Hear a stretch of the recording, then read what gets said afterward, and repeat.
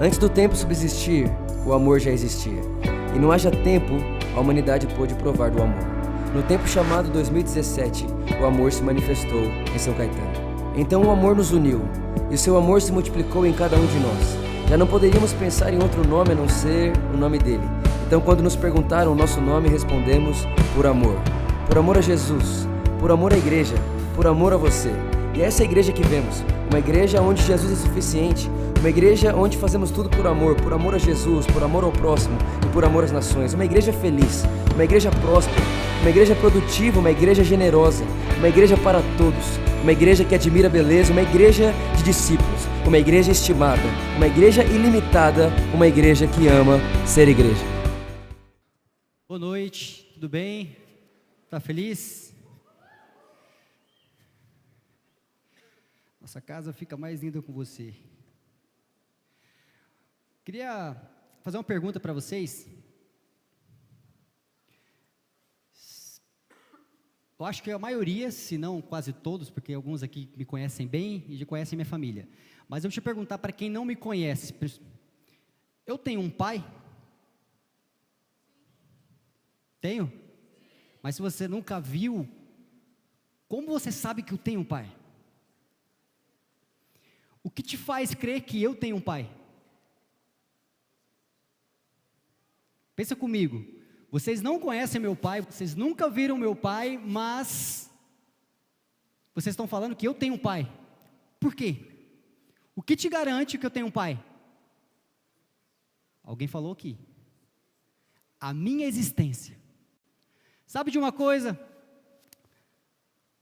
O que garante a presença de um pai é o filho. Filho comprova, garante a presença do pai. Vocês não conhecem meu pai, vocês nunca viram meu pai, mas o fato de eu estar aqui, você fala, você tem um pai, Tiago. Primeira coisa que eu quero que a gente pense a respeito disso, que o que garante a presença do pai é o filho. O fato de eu estar aqui prova que eu tenho um pai. E é interessante que isso mostra, eu já falei essa história um pouquinho para vocês, eu vim de outro estado, meus pais moram em outro estado, sou de São Paulo, mas moramos em outro estado, e agora nós moramos aqui, e meu pai mora num estado bem longe. E aí, uma vez, logo que a gente se mudou para São Paulo, meu pai escreveu nas redes sociais, uma frase mais ou menos assim: posso não saber onde os meus filhos estão, mas sei onde eles não estão. Posso não saber o que os meus filhos estão fazendo nesse momento, mas eu sei o que eles não estão fazendo. Isso significa que eu não sou apenas a imagem do meu pai, ou seja, quando vocês olham a mim, vocês sabem que eu tenho um pai, mas agora eu tenho também a atitude moral do meu pai, pelo simples fato de ele saber o que eu não faço, dele saber como eu não me comporto. Ele não precisa saber onde eu estou, ele sabe onde eu não estou, onde eu não iria. Significa que as minhas atitudes morais são iguais a dele. Ou seja, agora vocês olham para mim e vocês sabem, Tiago, você tem um pai, e a minha atitude moral é semelhante a ele. Ou seja, eu me torno imagem semelhante do meu pai. Compreende uma coisa, que quando Deus fez o homem, quando Deus formou o homem, ali era a imagem de Deus, Adão. Significa que, quer ver quando vocês, por acaso, vão numa festa, em algum parque, vão, sei lá, em algum lugar, e de repente alguém fala assim, você já foi lá naquele parque, você já foi naquele lugar, e você fala, sim, fui. Aí a pessoa fala assim, mas será que você foi mesmo? Me prova. Se eu precisasse provar para vocês que eu estive, por exemplo, há 2 semanas atrás no Maranhão, como é que seria fácil provar isso? Por meio de uma foto. Ou seja, a imagem que está ali prova que eu estive num lugar. A imagem, ela revela a presença de algo. E aí é incrível. Deus fez o homem à imagem dele.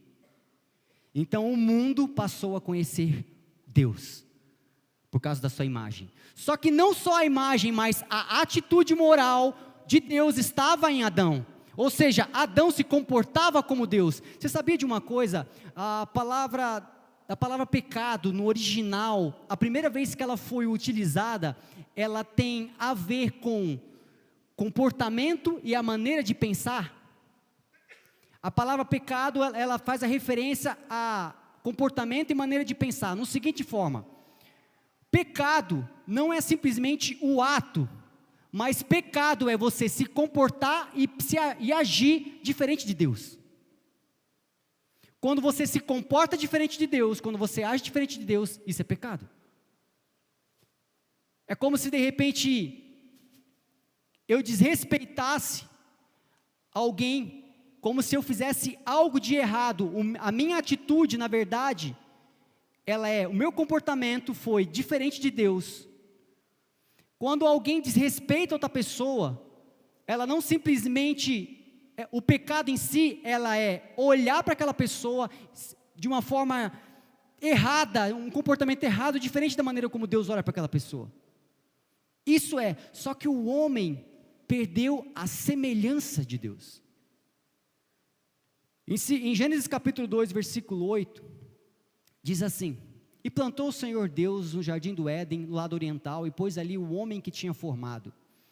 Em Gênesis, voltando um pouquinho, capítulo 1, versículo 26, a parte A disse: e disse Deus, façamos o homem à nossa imagem, conforme a nossa semelhança.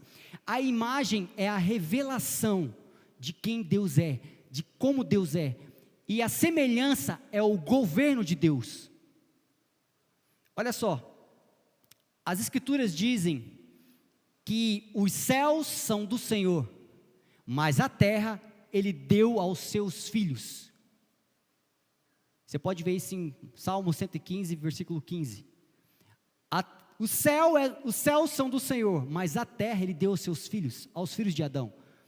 Eu queria que vocês pensassem uma coisa: o desejo de Deus sempre foi que a terra fosse como o céu. Mas o céu só pode ser céu por causa de uma coisa: porque Deus está lá. Por isso, se a terra fosse semelhante ao céu, ele precisava de alguém que fosse semelhante a Deus. Para que a terra seja semelhante, que a terra seja como no céu, precisa ter algo, a imagem e semelhança de Deus na terra. Quem? Nós. Sabe, você já viu uma pessoa aqui falando assim, uma vez num trabalho, eu ouvi uma pessoa que estava com uns problemas, e ela falava assim: nossa, só Deus na minha vida. Aí eu ouvi algumas pessoas pensando assim: nossa, vamos orar para que Deus faça algo, vamos orar, e eu comecei a refletir naquilo, e fiquei pensando, e eu pensei: nossa, se eu sou a imagem e semelhança de Deus, eu posso demonstrar que Deus está aqui por meio da minha vida naquela pessoa. Então eu comecei a pensar em coisas que eu posso fazer. Sabe quando uma pessoa fala assim: nossa, eu estou passando por uma necessidade, eu precisava de algo para comer. Aí de repente uma pessoa fala: vamos orar para que Deus mande. Vamos orar para que Deus faça. Mas Deus já fez, e nós estamos lá. Então o que eu podemos fazer? O que nós podemos fazer para que a pessoa prove da presença de Deus? Está mais perto do que a gente imagina. Uma vez me perguntaram assim, eu conheci uma pessoa que ela não acreditava em Deus, e ela era bem relutante assim. Então eu tentava mostrar para ela nas escrituras que Deus existe, e aí não dava certo. Enfim, depois de um tempo com mais maturidade, eu acabei entendendo que eu não precisava querer provar e mostrar na Bíblia e falar que Deus existe. A única coisa que eu precisava fazer é compreender, é viver isso, viver Deus na minha vida. e até viver ao ponto daquela pessoa falar, eu não creio em Deus, e na vida dela ela olhar e não achar Deus, mas que seja impossível ela olhar para a minha vida e não ver Deus. Compreende isso? Ao ponto daquela pessoa falar assim, Tiago, eu não acredito em Deus, mas eu olho para você e é impossível dizer que não há Deus em você.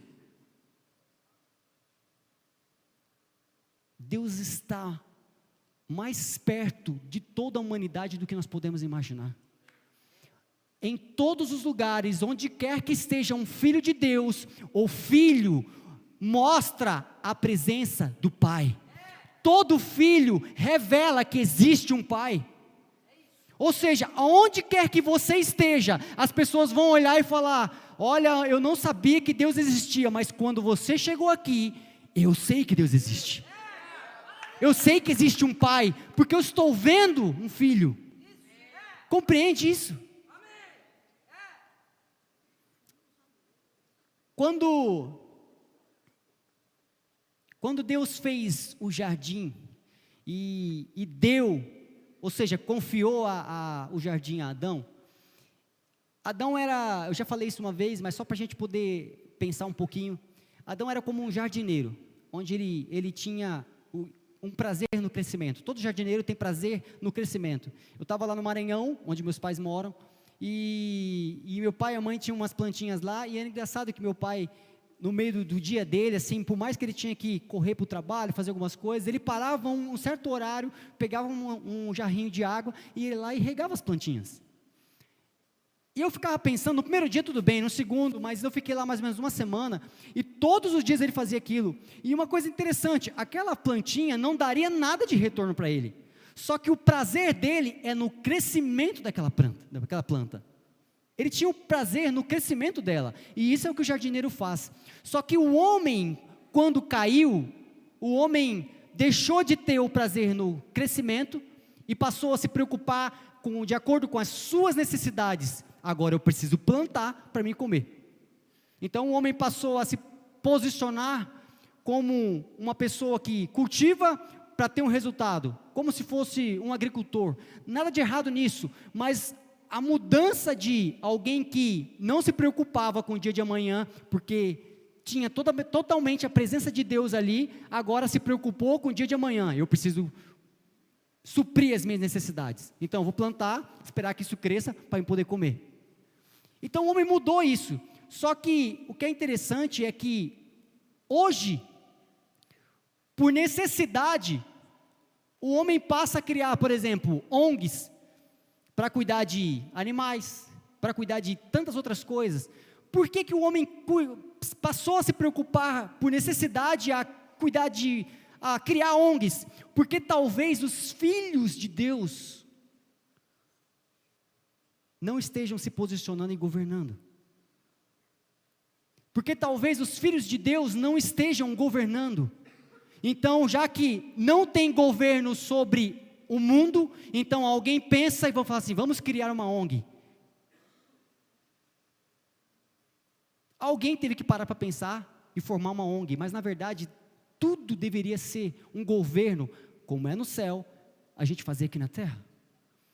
Talvez falte, dentro de um ambiente de trabalho, talvez o desgoverno daquele lugar, está uma bagunça aqui. Opa, peraí, se você está lá, vamos colocar em ordem, porque você nasceu para governar. Aonde quer que seja, quando você ouvir assim, está uma bagunça essa casa, peraí, deixa eu me posicionar, porque eu nasci para governar. No meu trabalho está uma bagunça, um ótimo lugar para você governar. Certa vez eu li num livro que tinha uma empresa de calçados que queria vender sandália. Então, eles estavam indo para grandes cidades, metrópoles e vendendo sandálias. Então, um daqueles vendedores falou assim, olha, eu gostaria muito de ir para uma região, e ele apontou uma região no mundo onde as pessoas não tinham calçados. E aí eles falaram assim, da empresa, você tem certeza que você quer se deslocar para um lugar onde a cultura ninguém usa sandália? Ele falou, se não usa, é o melhor lugar para apresentar a sandália. Toda vez que você vê um local completamente desorganizado, bagunçado, é o melhor lugar para você apresentar o governo dos céus. E viu Deus, que de repente, a Bíblia fala que o Espírito Santo pairava sobre a face das águas, ou seja, não tinha forma, era vazio e não tinha nada, e de repente, haja, e viu Deus que era bom.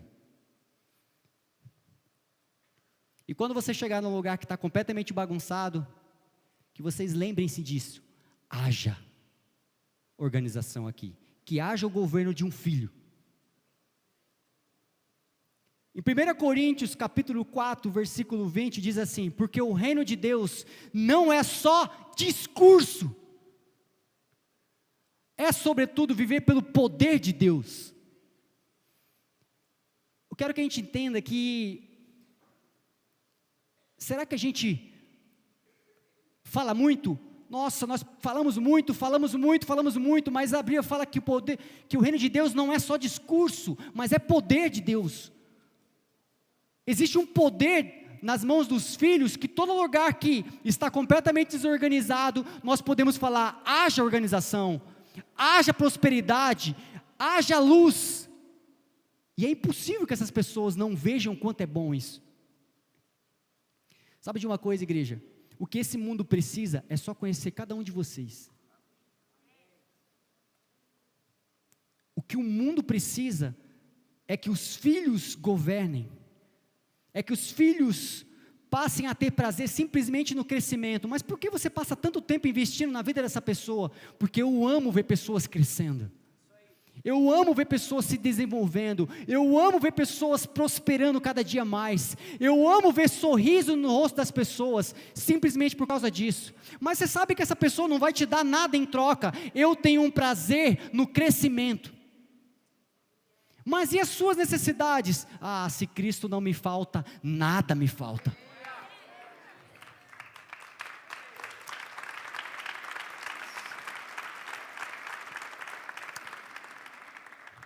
Eu sei que tem pessoas que falam assim: mas eu tenho que suprir algumas necessidades.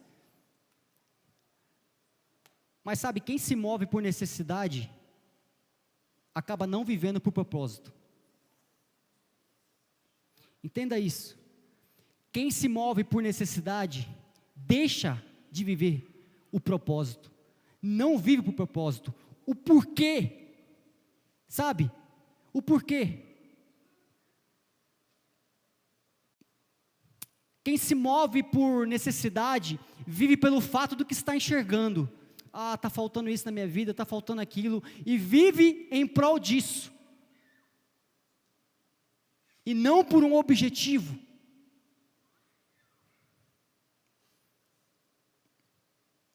Em Marcos capítulo 2, versículo de 1 a 12, conta uma história que eu acho linda. É a história do paralítico, a cura do paralítico.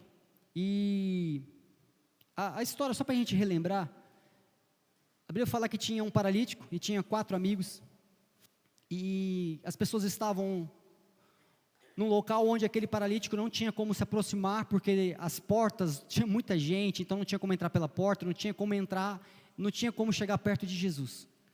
Então 4 amigos daquele paralítico têm uma grande ideia: vamos subir, abrir o teto daquele local, nós amarramos você e você vai descendo e você vai chegar até Jesus. Então eles fazem isso. Quando eles conseguiram levar aquele paralítico até Jesus, a Bíblia fala que, vendo a fé que eles tinham, Jesus disse ao paralítico: filho, os seus pecados estão perdoados. Sabe, essa história é incrível. O paralítico creu que Jesus era o Cristo. Antes do perdão, olha só que incrível, antes de Jesus falar seus pecados estão perdoados, ele chamou o paralítico de filho, antes. Sabe por quê? Porque antes de Cristo olhar para aquele homem, para o que o homem precisava, por aquilo que o homem fez, ele via o que o homem era: filho. Guarde isso no seu coração. Ao se encontrar com Cristo, antes de Cristo olhar para você e ver tudo que você fez, Ele vai olhar o que você é. Filho.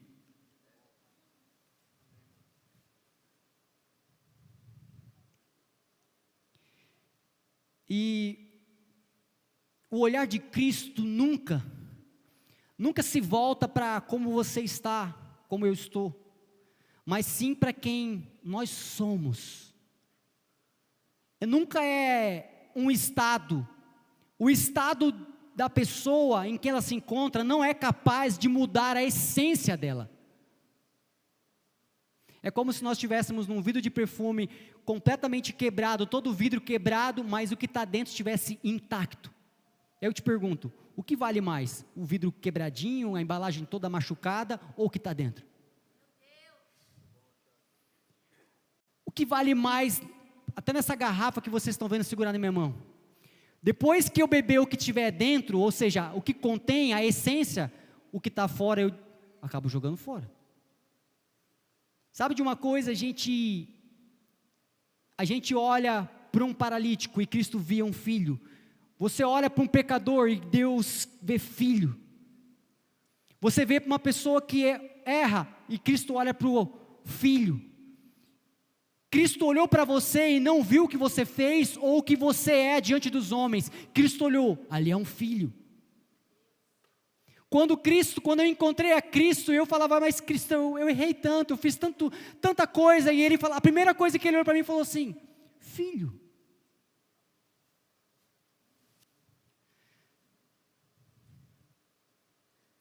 Sabe, em 2 Coríntios, capítulo 12, versículo 10, tem um versículo muito conhecido. Porque quando eu estou fraco, então sou forte. Vou repetir. Porque quando estou fraco, então sou forte. Sabe de uma coisa? Quando você está fraco, quando na verdade eu estou fraco, é que eu me lembro que eu sou forte. Porque Cristo é forte. Quando eu estou querendo ficar enfermo, eu me lembro que sou curado, porque Cristo é a própria cura. Quando eu quero ficar triste, então eu lembro que eu sou feliz, porque em Cristo eu tenho toda a felicidade do mundo. Quando eu quero ficar depressivo, porque tem tanta coisa acontecendo que eu não consigo entender, então eu lembro que eu sou plenamente feliz e realizado, porque Cristo me mostrou assim. Então quando eu estou, eu lembro que eu sou. Então quando você está doente, então eu lembro que eu sou curado. Você se lembra que você é curado. Então quando você está triste, então você lembra que na verdade você é feliz.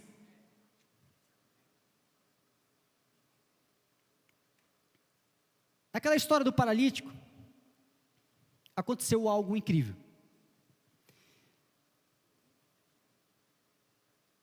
Eu quero que vocês imaginem isso comigo. Isso uma vez eu fiz, quando eu estava pregando algo a respeito dessa história, eu fiz isso, eu ilustrei, mas eu quero que você reflita comigo, como se fosse cada um de vocês.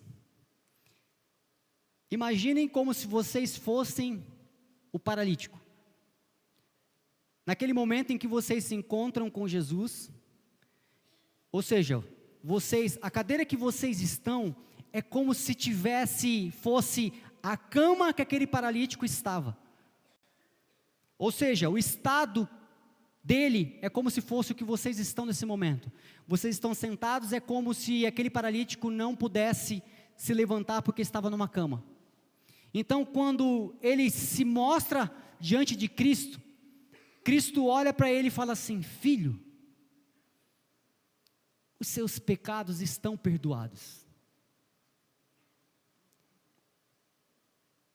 Vou repetir, filho, os seus pecados estão perdoados.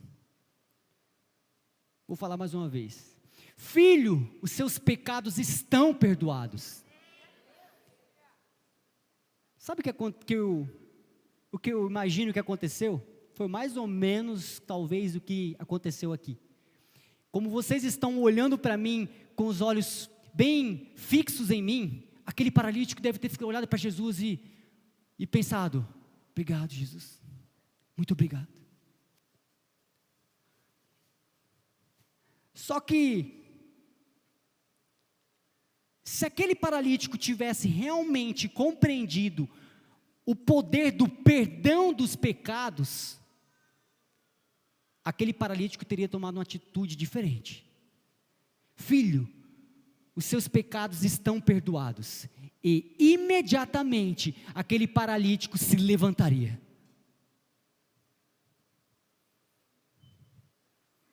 Sabe o que acontece, gente? Que muitas vezes a gente crê: Senhor, eu creio no teu amor. Aí nós falamos assim: quem quer aceitar Jesus? Aí a pessoa vem à frente e fala: eu quero. Aí nós falamos: a partir de agora os seus pecados estão perdoados. Aí de repente a pessoa fala: obrigado, Jesus. Aí volta para casa e fala: nossa, tem tanta coisa para resolver, tem um monte de problema para resolver, gente. É como se fosse o perdão dos pecados fosse uma parte da vida, e depois tinha as outras que você tem que resolver. Que aquele paralítico falou: Senhor, muito obrigado, meus pecados estão perdoados, mas eu continuo deitado, eu queria andar.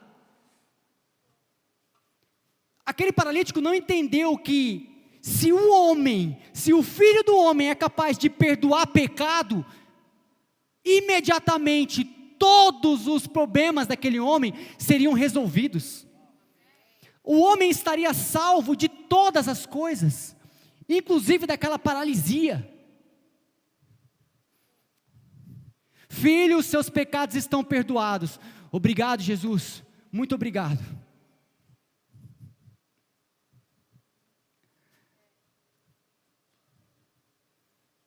No dia que você se encontrou com Cristo, Ele te disse assim: filho, seus pecados estão perdoados. O que aconteceu? Você se levantou da paralisia que estava, ou está esperando Ele lhe dizer: levanta-te, anda? Porque foi isso que Cristo falou para aquele homem: filho, seus pecados estão perdoados. Então de repente, no versículo 11 diz: levanta-te e anda. Igreja, o levanta-te e anda que eu quero que nós entendamos hoje é a postura de governo. É que onde nós fomos salvos, existe um perdão de todos os nossos pecados. Então a partir de agora nós nos levantaremos e começaremos a governar. Todas as coisas, e em todo lugar que você estiver, vai ser como é no céu, será na terra. Todo lugar que você pisar, as pessoas vão falar assim: nossa, mas está diferente aqui, existe um ambiente diferente aqui. Está diferente, depois que você veio para esse trabalho, para esse emprego, começou a trabalhar com a gente, tudo mudou. Nossa, depois que você veio para essa turma de faculdade, tudo mudou. Depois que você entrou para a nossa família, tudo mudou. Depois que eu conheci você, agora tudo mudou. Sabe a postura de governo? O levanta-te e anda. E eu quero te dizer uma coisa: o governo é o pré-estabelecimento do reino. Quando você governa, as pessoas veem, enxergam o reino. E o governo, todo governo, revela o reino. Em 1 João capítulo 5, versículo 4, fala assim: porque todo o que é nascido de Deus vence o mundo. E esta é a vitória que vence o mundo, a nossa fé. Eu quero compartilhar uma ilustração com vocês que eu acho demais, eu gosto demais dela. Eu gosto de futebol e não sei quantos gostam, vou contar como funciona para que vocês, se de repente alguém não entende muito de futebol, vai compreender um pouquinho. Dentro de um campeonato de futebol, só existe jogo entre um time contra um outro, porque eles precisam ter um resultado no final, para saber quem ganhou o jogo, para pontuar essa pessoa. Conforme você vai ganhando o jogo, você vai ganhando pontos. E chega no final do campeonato, quem tem mais pontos ganha. Então só existe jogo porque esse time precisa jogar só. A palavra jogo significa esse time precisa jogar contra esse para ver quem vai ter ponto. Funciona assim. Então quando um time chega para jogar contra o outro, quando ganha, fala, esse ganhou, então você tem tantos pontos na frente desse.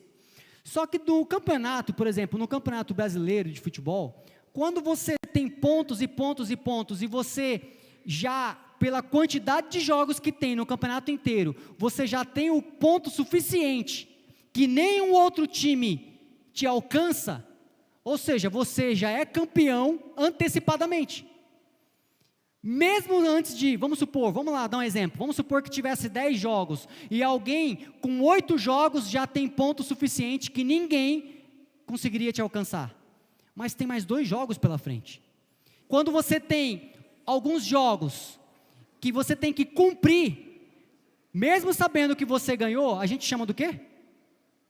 Para quem gosta de futebol, você já foi declarado campeão, mas tem que jogar ainda, chama-se cumprir tabela. Ou seja, mas eu já não tenho ponto suficiente para ser declarado campeão? Sim, mas por que eu tenho que jogar? Porque você tem que cumprir tabela. E para que funciona isso? É para que os outros times vejam no final em que posição vai ficar. Agora, olha só que interessante. Nós lemos agora em 1 João capítulo 5, versículo 4 aqui, porque todo que é nascido de Deus vence o mundo. E essa vitória que vence o mundo, a nossa fé. Sabe de uma coisa? Se você, que é nascido de Deus, vence o mundo, significa que você não precisa mais jogar. Sabe o que nós estamos fazendo? Nesse exato momento? Cumprindo tabela. Eu não jogo mais, irmão. E nem você. Nós estamos fazendo aqui é cumprindo tabela. Nós já vencemos o mundo com Cristo. Então é o seguinte, nós só estamos esperando chegar ao final do campeonato, para que o mundo olhe e fale assim, Tiago, você foi declarado vencedor. Eu já sabia. Irmão, é tão bom cumprir tabela com você. Agora eu te pergunto uma coisa, se eu já sei que eu venci o mundo, e você também já venceu o mundo, existe disputa entre nós dois? Não.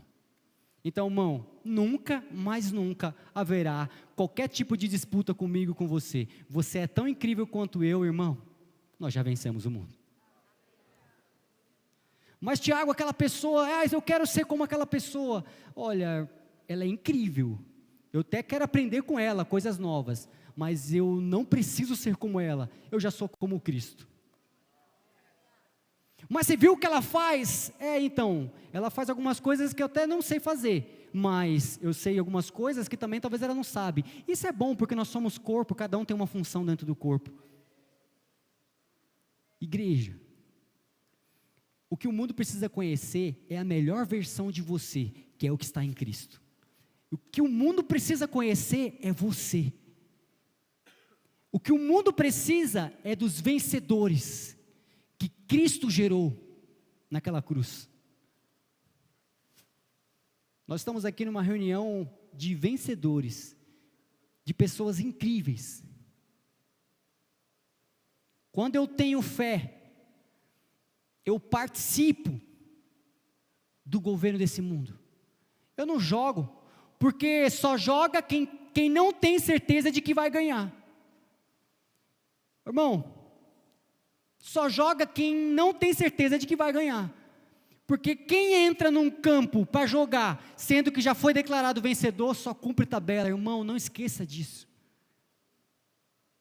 É como se aparecesse um problema na minha vida e eu falasse, o que aconteceu?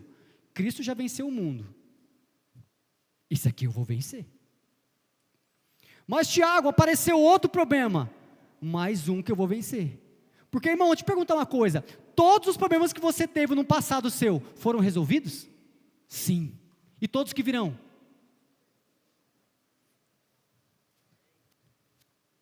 Então, irmão, vou falar uma coisa para você que é engraçado, Mas os problemas que podem aparecer na minha vida é só para cumprir tabela. Eu já venci todos. E vou continuar vencendo. Porque na verdade eu nasci para vencer. Nós não sabemos o que é derrota. Você entende, compreende isso? O que poderia tirar a tua paz se você já sabendo que já venceu? Nada. Por isso que Cristo no meio de uma tempestade dormia. O que poderia tirar a paz dele? Mas Tiago, então por que existem tempestades? Simplesmente para nos lembrar que nós já vencemos todas em Cristo Jesus. Como nós acabamos de ler, os filhos de Deus vencem, vencem, e vencem, e vencem, não sabe o que é derrota, irmão, vence, vence, vence, todos os dias vencem. O que pode acontecer? Esses dias eu estava resolvendo umas coisas e começou de um aluguel de um imóvel e começou a dar uns probleminhas. Aí a pessoa chegava, e agora o que nós vamos fazer? Vamos vencer. Não, mas não deu certo aquilo. Vamos vencer. Não tem como dar errado. Não tem como. Não tem, irmão. Isso é o que a gente é, não é um estado, é o que a gente é, mais que vencedores. Eu só venho aqui para te lembrar isso, irmão, porque eu sei que você sabe.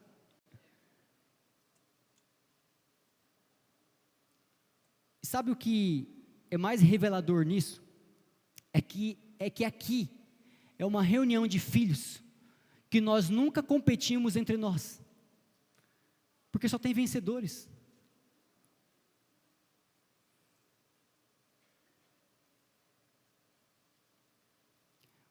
Você é o melhor de Deus para essa terra, porque Cristo está em você. Já não sou mais eu quem vivo, mas Cristo vive em você. A única coisa que nós precisamos é entender e mudar a nossa forma de pensar, é que muitos creem na morte de Cristo e reconhecem Cristo como Salvador. Ele morreu no meu lugar, me deu a vida dele, então ele me salvou dos meus pecados. Mas a gente esquece que além de Salvador, ou seja, o que nos salva, ele também é rei. E o que ele quer é que cada um de nós possamos reinar em vida, como foi Daniel na mensagem de quarta-feira passada. O que nós precisamos fazer é reinar em vida. Tem pessoas que olham para o arrebatamento e podem pensar assim: eu estou salvo agora, eu vou esperar ser arrebatado, vou esperar Cristo vir. Uma vez eu até escrevi uma frase eu li uma frase falando que o arrebatamento, irmão, não é uma missão de resgate, é o transporte por dia do teu casamento. Vou repetir: arrebatamento não é uma missão de resgate, é o transporte para o teu casamento. É vindo alguém com uma limusine e falar assim: Tiago, por gentileza, vamos casar.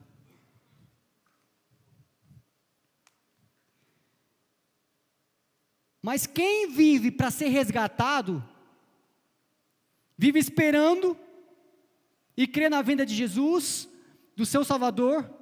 Ele crê que foi salvo, ele tem esperança de uma vida boa, mas vive se conformando com tudo. A vida é difícil. E deixa para desfrutar quando estiver com Cristo, ao lado de Cristo. Mas quem vive como noiva, a noiva de Cristo sabe que é amada, e por isso está se preparando para o seu noivo.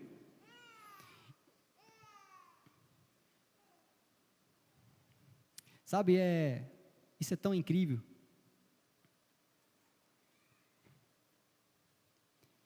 Só existe um casamento depois de um pedido de casamento. Ou seja, você pede e depois você casa. Para muitos, a cruz foi algo terrível que aconteceu. E eu sei que realmente foi no corpo de Cristo. Só que a ressurreição de Cristo é Cristo falando assim: você quer se casar comigo? É o nosso pedido de casamento. E de repente, quando falaram assim, você quer aceitar Jesus? E eu num dia sentado como você neste lugar, então eu disse, sim! Então eu disse sim para o meu noivo. Eu disse sim para a cruz, eu disse sim para Cristo. Em Apocalipse capítulo 19, versículo 8, diz assim, e lhe é dado vestir-se de puro linho fino, porque o linho fino são as obras justas dos santos. Ou seja, à medida que eu vou vivendo e governando aqui na terra, eu estou tecendo o meu vestido de casamento. À medida que o Tiago vive, à medida que você vive, à medida que as coisas vão acontecendo todos os dias, e mais pessoas vão conhecendo do amor de Cristo por meio da sua vida, nós estamos tecendo, costurando o nosso vestido de casamento, até que um dia venha a nossa limusine e fala, hoje é o dia do nosso casamento.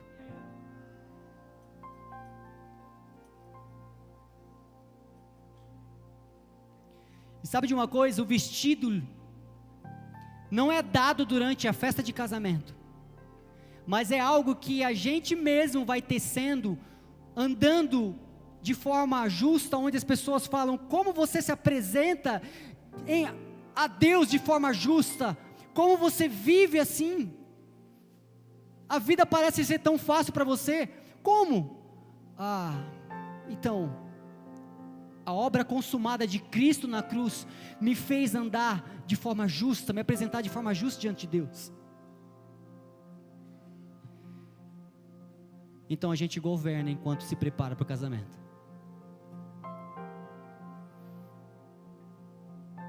Fique de pé no seu lugar, por gentileza, quem pode.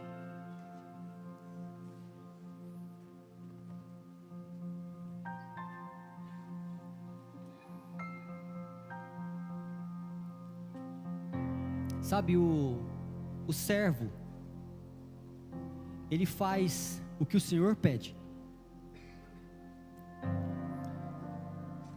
O amigo faz o que o amigo faz.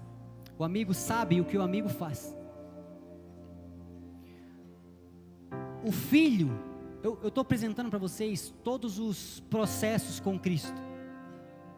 Vou repetir. O servo faz o que o Senhor pede. O amigo sabe o que o amigo faz. O filho tem tudo que seu pai tem, mas só a noiva, ela é e se torna aquilo que o seu noivo é.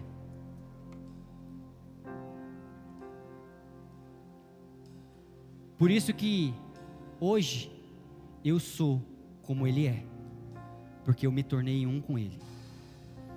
O que ele é, eu sou. O que ele é, você é. Quando eu vi você se levantando aqui, eu lembrei novamente da história do paralítico.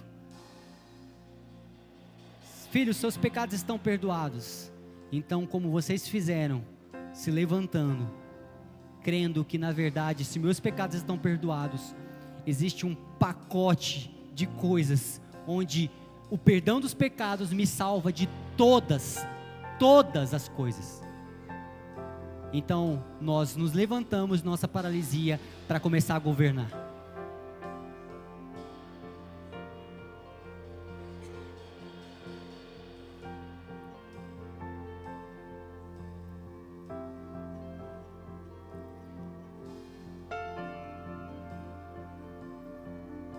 Igreja, vocês são tudo que o mundo precisa.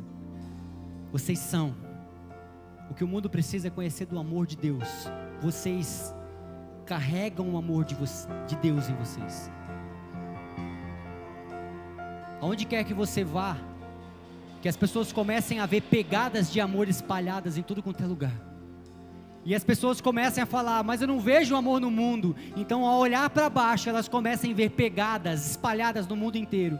E à medida que elas comecem a chegar, a seguir essas pegadas, elas se encontrem com vocês.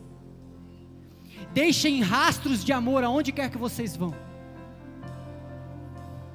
Quando você estiver na sua casa e de repente alguém pedir para você fazer algo, e de repente você fizer mais do que te pediram, e as pessoas vão olhar e falar, mas quem fez isso? E ela começar a seguir, elas vão ver vocês.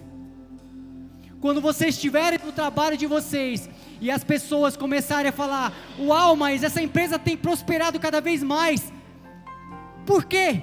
Então elas comecem a procurar e as pegadas apontem para vocês.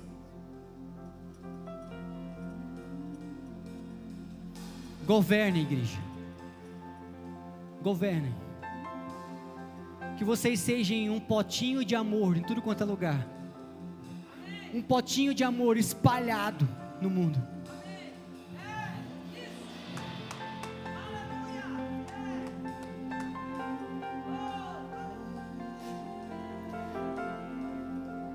Como Cristo falou, toda vez que vocês derem comida para alguém, vocês estão dando comida para mim. Entenda uma coisa: um abraço seu em uma pessoa é um abraço de Cristo naquela pessoa. O pão que você dá para uma pessoa é o pão que Cristo tem alimentado pessoas. Ao tocar em alguém, é Cristo tocando aquelas pessoas.